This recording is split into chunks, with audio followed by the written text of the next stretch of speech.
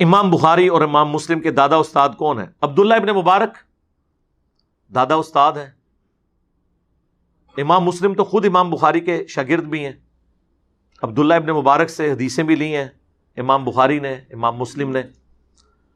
اور عبداللہ ابن مبارک کا ہی قول ہے صحیح سند کے ساتھ جامعہ ترمذی میں 256 نمبر حدیث کے کانٹیکسٹ میں کہ جو رفع الیدین کرتا ہے اس کی حدیث ثابت ہے ابن عمر والی، اور جو رفع الیدین نہیں کرتا اس کی ابن مسعود والی حدیث ثابت نہیں ہے. عبداللہ ابن مبارک 181 ہجری میں فوت ہوئے اور امام بخاری 194 میں پیدا ہوئے. یہ ان کے دادا استاد ہیں. عبداللہ ابن مبارک شاگرد ہیں امام حنیفہ رحمہ اللہ کے. شاگرد ان کے ہیں لیکن رفع الیدین کے مسئلے میں وہ اپنے استاد کے ساتھ نہیں ہیں. بلکہ امام بخاری نے جز رفع الیدین میں ایک مناظرہ نقل کیا ہے عبداللہ ابن مبارک کا اپنے استاد امام حنیفہ کے ساتھ. جب امام حنیفہ نے سنت کا مذاق اڑاتے ہوئے یہ کہہ دیا سلام پھیرنے کے بعد کہ عبداللہ ابن مبارک سے کہ مجھے لگا تم نماز میں اڑنے لگے ہو جو تم بار بار یوں کرتے ہو. جب کوئی شخص سنت کا اس طرح مذاق اڑائے تو اس کا جواب بھی پھر پھکی سے دیا جاتا ہے. تو وہ پھکی عبداللہ ابن مبارک نے دی اور کہا کہ امام صاحب استاد جی رکو ذرا صبر کرو، اگر آپ پہلا رفع الیدین کرتے وقت نہیں اڑے تو میں دوسرے اور تیسرے اور چوتھے کے اوپر کیوں اڑ جانا تھا میں نے. اس پہ امام حنیفہ خاموش ہو گئے. میں یہ نہیں کہتا کہ ان کی بولتی بند ہو گئی پھر کہیں گے توہین کر دی، لیکن اس کے بعد جو امام بخاری نے کلاس لی ہے نا اور انہوں نے جو جملے لکھے ہیں وہ اتنے سخت ہیں کہ جو لوگ سنت کے ساتھ یہ کریں ان کا حشر یہی کرنا چاہیے. اور پھر بڑی سخت الفاظ انہوں نے یوز کیے عبداللہ ابن مبارک کے حق میں امام حنیفہ کے خلاف، اور ظاہر ہے وہ سارے الفاظ سنت کی محبت میں تھے. یقین کریں یہ وہ ساری باتیں جو میں نے ڈسپلے کرائی ہیں آپ کو میری گرفت کوئی نظر ہی نہیں آئے گی جو یہ بڑے بڑے امام نبی علیہ السلام کی محبت میں اپنے سے بڑوں کے اوپر کرتے تھے. یعنی گھوڑوں کی دموں والی حدیث جب حنفیوں نے پیش کی تو جز رفع الیدین میں امام بخاری نے لکھا کہ جو لوگ گھوڑوں کی دموں والی حدیث رفع الیدین پہ لگا رہے ہیں، وہ مسلم شریف کی حدیث، وہ تو سلام پھیرتے وقت الفاظ ہیں کہ زانوں پہ ہاتھ رکھو اور یوں نہ کرو، اور دم ہلتی بھی یوں ہے، ایسے ایسے نہیں ہلتی. گھوڑا یوں دم لاتا نا، ان کا گھوڑا شاید ایسے ایسے لاتا ہو. تو امام بخاری نے کہا کہ جو یہ حدیث رفع الیدین پہ لگا رہے ہیں انہیں ڈر جانا چاہیے کہ اللہ کا عذاب نہ ان پر آ جائے. اور سورہ النور کی انہوں نے آیت نقل کر دی کہ جو رسول اللہ کی مخالفت کرتے ہیں وہ ڈرتے نہیں کہ اللہ کا عذاب آ جائے ان پر. امام بخاری نے کہا کہ انفیو اللہ سے ڈر جاؤ تم پر اللہ کا عذاب نہ آ جائے کہ تم گھوڑوں کی دموں والی حدیث لگا رہے ہو. ابھی امام بخاری کو تو یہ پتہ ہی نہیں تھا کہ انہوں نے بعد میں وہ بت رکھنے والی بھی لگانی ہے. اس پہ تو امام بخاری نے کوئی اس سے بھی سخت آیت ڈھونڈ کے تو ان کے اوپر لگانی تھی. اب حنفیوں کے گلے کا یہ کانٹا بنی ہوئی ہے، وہ کہتے ہیں نہیں جی وہ جز رفع الیدین تو امام بخاری سے ثابت ہی نہیں ہے. جناب کلمی نسخے موجود ہیں اس کتاب کے پوری اسناد کے ساتھ. مکتبہ ظاہریہ کی، وہ سلطان ظاہر تھے ایک مسلمانوں میں بہت بڑے ایک سلطان گزرے ہیں، انہوں نے اپنی لائبریری بنائی تھی، اسی میں شیخ البانی بھی پڑھتے رہے. نیچے دکان تھی گھڑیاں ٹھیک کرنے کی، ان کے ابو کی چابی ان کے پاس ہوتی تھی. فالتو وقت یہ اوپر بیٹھے رہتے تھے، کرتے کرتے اللہ نے اتنا علم دیا کہ محدثین کے استاد بن گئے. ہے وہ گھڑی ساز تھے یعنی انجینئر، ہاں کوئی مدرسے سے نہیں تھے پڑھے. پھر بعد میں خیر انہوں نے جو ظاہر عربی ان کی اپنی نیٹو لینگویج تھی تو محدث اعظم سعودیہ عرب بن گئے وہ البانیہ سے آ کے. اور مفتی اعظم سعودیہ بن باز کہا کرتے تھے کہ اس نیلی چھتری کے نیچے البانی سے بڑا کوئی حدیث کا عالم نہیں ہے. اس دور کا امام بخاری انہیں کہا گیا شیخ البانی کو. جس طرح ہم عجم میں شیخ زبیر صاحب کو کہتے ہیں نا، تو عرب دنیا میں شیخ البانی کو اللہ نے ان سے اتنا بڑا کام لیا. تو وہ مکتبہ ظاہریہ کی باقاعدہ کلمی نسخے والی جز رفع الیدین ہے جس پہ شیخ زبیر صاحب نے تحکیم لگا کے مکتبہ اسلامیہ سے پرنٹ کی ہے، جو ہماری ویب سائٹ ahlsunnatpak.com پہ اس کا PDF رکھا ہوا ہے. تو وہ ثابت ہے، شروع میں انہوں نے پوری بحث کی ہوئی ہے اس کے اوپر. اور امام بخاری نے کیا کمال، پہلے تو اس کا مقدمہ لکھا ہے کہ یہ ان لوگوں کا رد ہے، یہ اس مجہول شخص کا رد ہے جس نے عجمیوں کی حدیث کی ناواقفیت کی وجہ سے رفع الیدین نہ کرنے کی بدعت ان میں جاری کر دی۔ میں اس شخص کے خلاف یہ کتاب لکھ رہا ہوں کہ جن بچاروں کو عربی نہیں آتی تھی، حدیثوں کا پتہ نہیں تھا، ان عجمیوں کو، یعنی نان عربز کو، یعنی ہم لوگ اس زمانے میں بھی عربی رفع الیدین کرتے تھے کیونکہ وہاں پہ مکے مدینے سے دین آیا ہوا تھا اور عجمیوں کے پاس دین پہنچا تھا گوالوں کے ذریعے، تو خالص دودھ تو بھینس کے نیچے سے ملتا ہے، ہاں گوالا تو ملاوٹ کر کے دیتا ہے۔ اسی لیے دیکھیں یہاں لوگ کہہ رہے ہیں منسوخ ہو گیا، اور ادھر امام کعبہ اونچی امین بھی کہہ رہا ہوتا ہے، رفع الیدین بھی کہہ رہا، انہوں نے بھی دسو نا جا کے جنہاں کو چندے کھاندے ہو ریال لے کے کہ چھڑ دیو منسوخ ہو گیا، وہ کہیں گے اچھا تانوں خبر پہنچ گئی، سانوں تو اتنے بھی نہیں پہنچی حالے تک۔ سرکار ادھر بھی وہی خبر ہے جو ادھر ہے، کیونکہ کتاب سعودیہ کے چینل پہ بھی بخاری مسلم ہی پیش کر رہے ہوتے ہیں اور ہمارے ٹیبل پہ بھی بخاری مسلم ہے اور تمہارے مدرسوں پہ بھی بخاری مسلم ہے، تم عمل نہیں کر رہے، یہ تمہاری دو نمبری ہے۔ کتابیں تو اپنی جگہ موجود ہیں، چاہے عجم کا مسلمان ہو چاہے عرب کا۔ تو وہ شیخ زبیر صاحب کی پوری تحکیم کے ساتھ وہ موجود ہے۔ اس کے سٹارٹ میں آپ دیکھیں کتنے سخت الفاظ ہیں امام بخاری کے، یہ اس مجہول شخص کا رد ہے۔ اب وہ شخص کون ہے؟ بعض کہتے ہیں یہ امام حنیفہ کے اوپر انہوں نے اتنے سخت جملے بولے ہیں، بعض کہتے ہیں ابراہیم نخعی کے اوپر بولے ہیں۔ چونکہ امام بخاری نے کسی کا نام مینشن نہیں کیا، لہٰذا اس سے مراد ہر وہ حنفی ہے جو قرآن و سنت کے مقابلے پہ اپنی تعلیمات یا اپنے بابوں کو لے کے چل رہا ہے، ہم نام لیے بغیر۔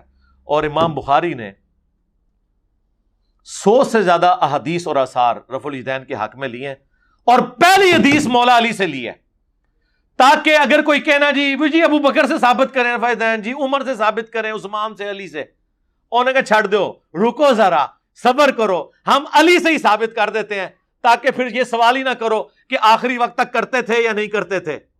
ہاں خلفائے راشدین کرتے تھے یا نہیں کرتے تھے۔ اس شخص سے حدیث لے کے آئے کہ جو تینوں خلفاء کے ساتھ رہا اور رسول اللہ کے ساتھ رہا، اگر کوئی حدیث منسوخ بھی ہوئی تھی جو ابو بکر عمر عثمان کو بھی نہ پتا چلی، مولا علی سے تو نہیں چھپی ہوئی تھی۔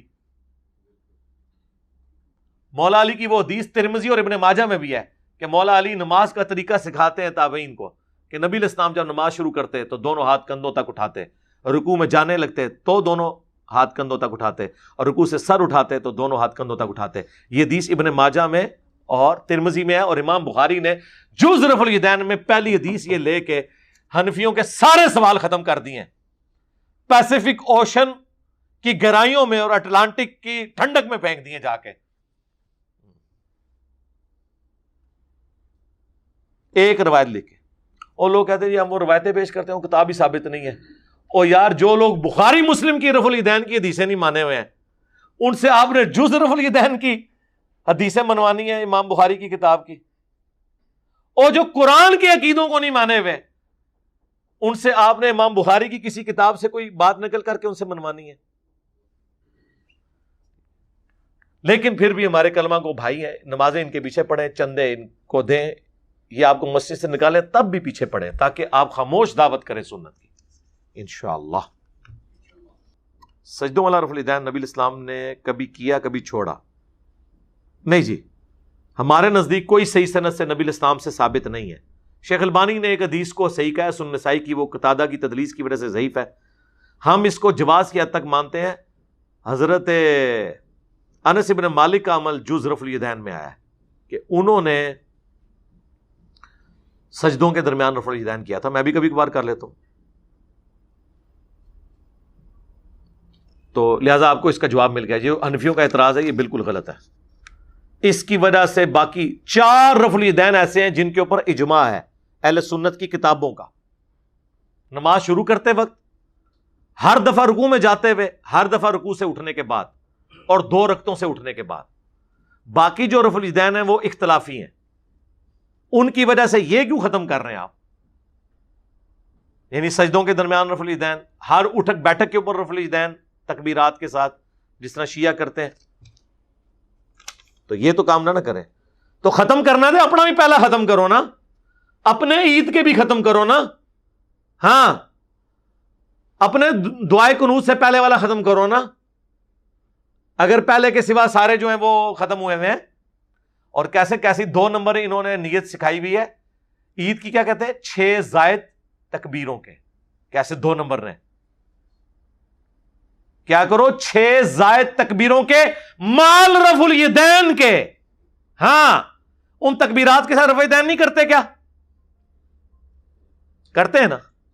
اے بھی نال بولیا کرو نا، تاکہ لوگ تو پوچھن کہ اچھا ابھی تک تو یہ گھوڑوں کی دمیں تھیں، ابھی تک تو بغلوں میں بت رکھ کے آتے تھے، ابھی تک تو نماز کا سکون برباد ہوتا تھا، اے عید بعد پھر برباد کر لے اپنا سکون بھی.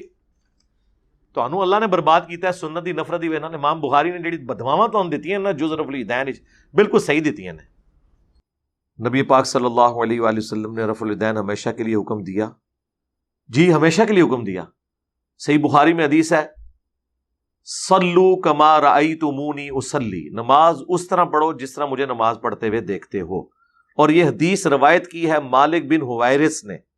اور مالک بن حویرث نبی الاسلام کی وفات سے بمشکل 1 سال پہلے غزوہ تبوک کے موقع پر مسلمان ہوئے ہیں.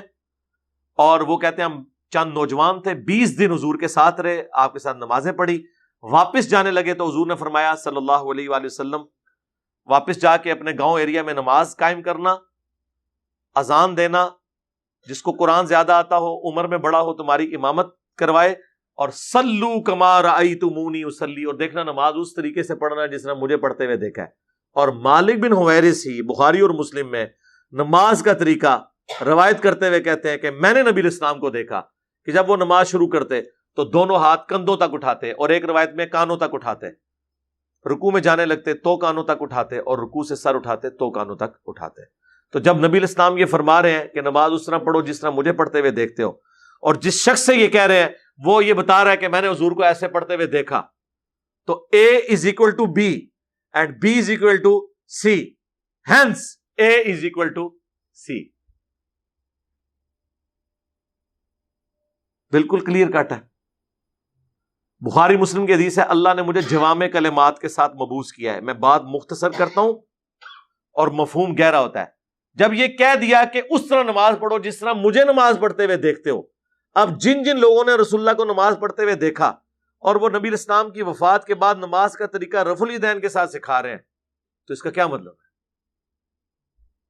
بالکل واضح. مصنف ابن ابی شیبہ میں مولا علی علیہ السلام سے رفع الیدین نہ کرنے کی حدیث آئی ہے. بھائی میرے بھائی مصنف ابن ابی شیبہ تو بعد کی بات ہے، ابو داؤد اور ترمذی میں موجود ہے. یہ ضعیف روایتیں ہیں میرے بھائی. مولا علی سے جو نماز کا طریقہ ہے وہ جامعہ ترمذی اور سنن ابن ماجہ کے اندر موجود ہے، جو جز رفع الیدین میں امام بخاری نے پہلے نمبر پہ حدیث لی ہے مولا علی سے، وہ صحیح سند کے ساتھ ہے. روایتیں تو موجود ہیں، مصنف ابن ابی شیبہ سے پوری فقہ حنفی ثابت ہو جاتی ہے، لیکن وہ روایتیں بھی صحیح ہوں نا. اور مصنف ابن ابی شیبہ کا جو آخری چیپٹر ہے اس کا نام کیا ہے؟ کتاب الرد علی ابی حنیفہ. جی ہاں، 550 روایتیں ہیں امام حنیفہ کے خلاف لے کے ہیں ابن ابی شیبہ، کہ جس میں امام حنیفہ نے رسول اللہ کی مخالفت کی، ڈائریکٹ فتویٰ لگایا انہوں نے. یہ نہیں کہا کہ انہیں اجتہادی غلطی لگ گئی. اور اس کا چیپٹر کا نام ہے کتاب الرد علی ابی حنیفہ. تو مصنف ابن ابی شیبہ میں کوئی بھی چیز لے کے آتا ہے اس کو کوئی یار اینڈ تے دیکھ لو، اینڈ رزلٹ کے کڑے ہو جائے. علی بھائی نماز کے طریقے مکمل احادیث کے انٹرنیشنل نمبر کے مطابق بتا دیں. آگے ساتھ لکھنا تھا ٹائم قیامت تک ہے. جی بتایا ہے میرے بھائی، ویڈیو ریکارڈنگ کرائی ہوئی ہے، سینکڑوں احادیث کے نمبرز ڈسپلے کرائے ہوئے ہیں. نماز کا پریکٹیکل لکھے، میری ویڈیو کھل جائے گی. آلموسٹ 1.6 ملین لوگ دیکھ چکے ہیں. اس میں نہ صرف نماز میں جو کچھ پڑھا جاتا ہے اس کی حدیث کے نمبر بتائے ہیں، بلکہ جو پوسچرز ہیں نا کہ یہ ہاتھ ایسے اٹھانے ہیں تو یہ کس حدیث میں لکھا ہے وہ حدیثیں الگ سے شو کی ہیں، اور ساتھ ساتھ وہ حدیثوں کے نمبر چینج ہوتے جاتے ہیں. انٹرنیشنل نمبر ہے وہ، آپ دیکھ لیں، ہو چکا ہے یہ کام. یعنی جو آپ ویڈیو بنوانا چاہ رہے ہیں یہ بن چکی ہے الحمدللہ. رفع الیدین کے اوپر بھی ویڈیو ریکارڈ ہو چکی بھی ہے. مسئلہ 70B رفع الیدین سے متعلق فرقہ وارانہ نظریات کا تحقیقی جائزہ، وہ آپ دیکھ لیں، اس میں میں نے تفصیل کے ساتھ الحمدللہ بیان کر دیا. اور کئی بار میں نے ایک بات بتائی ہے کہ ہمارے پاس ایک بھائی آتے تھے تو وہ بخاری اور مسلم میں جو نماز کا طریقہ لکھا ہوا ہے رکوع میں جاتے وقت اور اٹھتے وقت رفع الیدین کرنا، انہوں نے جب شروع کیا تو ان کے بڑے بھائی تبلیغی جماعت میں اٹلی کے اندر وہ امیر تھے، ان کے گھر جماعتیں رکتی تھی. وہ چھٹیوں پہ آئے تو وہ آگے آتے ہی سیدھا، ان دنوں میں اپنے گھر میں درس دیا کرتا تھا، سیدھا آ کے چڑھائی کر دی جی میرے بھائی کو آپ نے قادیانیت کی طرف لگا دیا ہے. جناب یہ ہمارا ہی حوصلہ ہے کہ ہم یہ ساری باتیں سنتے ہیں, ہم مسکراتے ہیں, ہمیں پتا ہوتا ہے کہ اب یہ قابو میں آ گیا, کیونکہ ہمارے پاس تو علم کی طاقت ہے اللہ کے فضل سے, جس کو نہ شکست ہو سکتی ہے, جو نہ چوری ہو سکتی ہے. الحمدللہ علم وہ تلوار ہے. تو میں تسلی سے بات سنی, میں نے کہا میرے بھائی میں آپ کے ساتھ پوری ہمدردی کرتا ہوں, ہمارے گھر کے قریب یہ قادیانیوں کی عبادت گاہ ہے, تو ہم سارے اٹھ کے چلتے ہیں وہاں جا کے دیکھتے ہیں, اگر قادیانی آپ کے طریقے کے مطابق نماز پڑھ رہے ہوئے, یعنی حنفی طریقے پہ بغیر رفع الیدین کے, تو وہ آپ میں سے نکلا ہوا فرقہ ہے, اور اگر وہ رفع الیدین کے ساتھ پڑھ رہے ہوئے تو پھر آپ ہمارے کھاتے میں اسے ڈال دیجیے گا. بس اتنی بات کرنے کی دیر تھی. کہتے ہیں نہیں کوئی ضرورت نہیں, اور بات مانی بھی کوئی نہیں, کیونکہ انہیں پتا چل گیا تھا کہ یہ تو پھر ماننا پڑ جائے گا کہ تو یہ ہمارے ہی حنفی بھائی ہیں. تو قادیانی آج کی ڈیٹ میں حنفی ہیں. یہ بعض لوگ جو ان کے چند ایک مسائل پکڑتے ہیں نا جی, فاتحہ خلف الامام میں ان کا یہ عقیدہ ہے, یہ تفردات ہیں, اوورآل وہ حنفی ہیں. حنفیوں میں بھی تو کئی ایک شاخیں ہیں نا. بریلوی کہتے ہیں انگوٹھے چومنے والے کی شفاعت ہوگی, اور وہ کہتے ہیں فقہ حنفی کی بنیادی کتاب فتاوی شامی, جسے رد المختار کہتے ہیں, جو در مختار پہ حاشیہ ہے, اس میں لکھا ہوا ہے. جب ہم دیوبندیوں کو دکھاتے ہیں کہ یہ تو آپ کی مشترکہ کتاب ہے, اس میں لکھا ہوا ہے انگوٹھا چوما کریں, وہ کہتے ہیں جی لکھا تو ہوا ہے لیکن یہ مفتہ بھی ہی نہیں ہے. مفتہ بھی کو تو بعد میں دیکھیں گے. ابن عابدین شامی کو بیتتی کیوں نہیں کہتے, وہ اب اتنا بھاری ہے کہ اسے نہیں کہہ سکتے. تو انگوٹھے چومنے والے معاملے میں بریلوی درست ہیں ایز فار ایز فقہ حنفی از کنسرن. قرآن و سنت کے حساب سے نہ یہ درست ہے نہ وہ درست ہے, فقہ حنفی کے مطابق میں بات کر رہا ہوں. تو اس قسم کے نا لوگ پھر حربے اڈاپٹ کرتے ہیں. تو یہ تو قادیانیوں کی نماز کا طریقہ آپ دیکھ لیں, یہ انہی کے طریقے کے مطابق نماز پڑھتے ہیں. تو جدھر سے نکلے ہوئے ہیں انہی کے طریقے کے مطابق عمل کریں گے نا. We follow generally Imam Abu Hanifa's fatwa were very largely accepted by the Ummah, and unless we find reasons to disagree with him, we would generally follow the Fiqh Hanafiya. Investigate personally, directly. The overbearing principle should be that you follow Hazrat Imam Abu Hanifa. This is the entire attitude of Jamaat Ahmadiyya.